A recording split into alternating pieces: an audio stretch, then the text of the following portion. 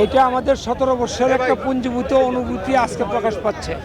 কারণ খালেদা জিয়া স্বাধীন এবং সার্বভৌম একটা দেশে এখন পদার্পণ করতেছে, যেখানে স্বৈরাচারের অত্যাচার অনাচার সহ্য করে সে সারা বিশ্বকে দেখাইছে যে সে আপোষহীন নেত্রী।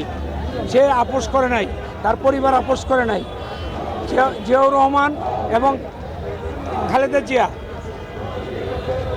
সম্মিলিতভাবে যে উদ্যোগ নিয়েছেন, চেয়ারপারসন বিশেষ করে ভারপ্রাপ্ত চেয়ারম্যান তারেক সাহেব সেটা বাস্তবায়ন করার জন্য নিরলস পরিশ্রম করছে এই 17 বছর।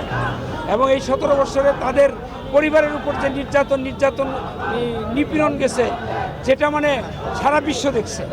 অতএব আজকের এই বিজয় সারা বিশ্ব উপভোগ করতেছে।